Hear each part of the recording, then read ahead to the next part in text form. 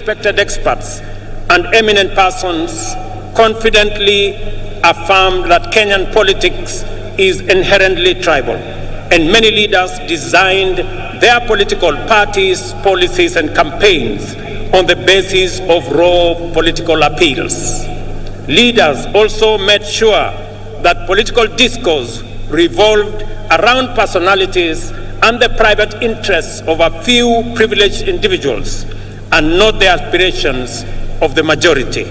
Some used political parties as political vehicles to access the high table where important decisions were made, and exploited their ethnic constituencies to negotiate a bigger share of public resources as well as positions of power and privilege in the service of private ends.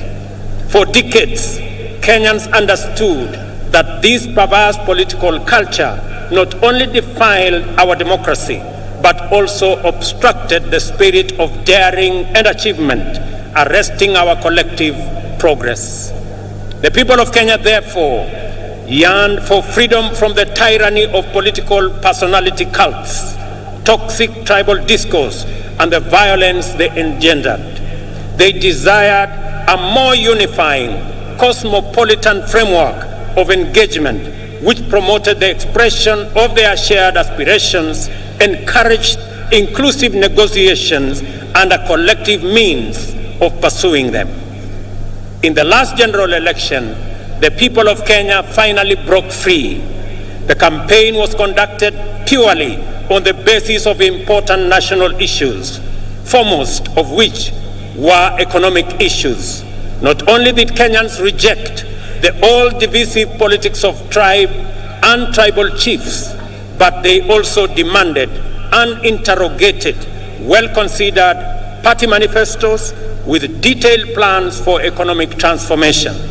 As a result, although the election was closely contested, it was the most peaceful in the multi-party era in Kenya. And I want to congratulate all Kenyans for being participants in this great feat. Our public discourse and political discussion and the agenda of social debate has changed for good.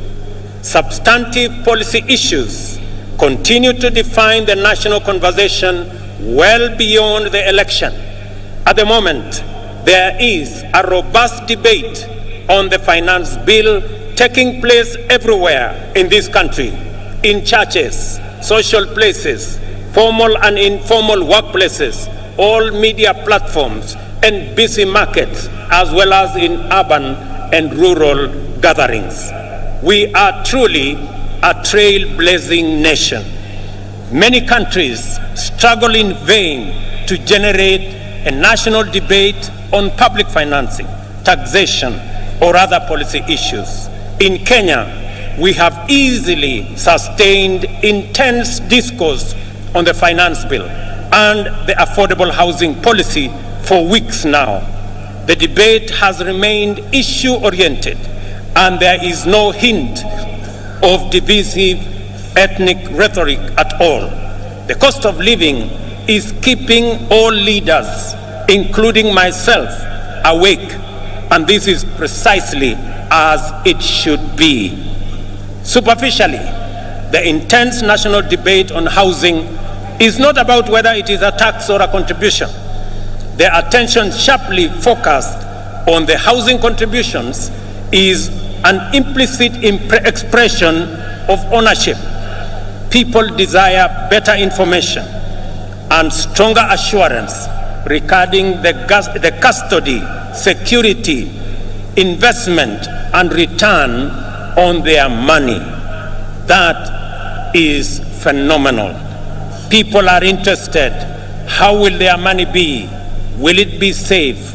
Will it be stolen? How is it going to benefit them? And how are they going to get a fair return for their contribution? I want to assure the people of Kenya that those questions will be answered. More encouragingly, the discourse on public finances and housing fund has opened our eyes to our emergence as a stakeholder republic. Kenyans today, more than ever, are fully involved citizens in shaping public policies and making institutions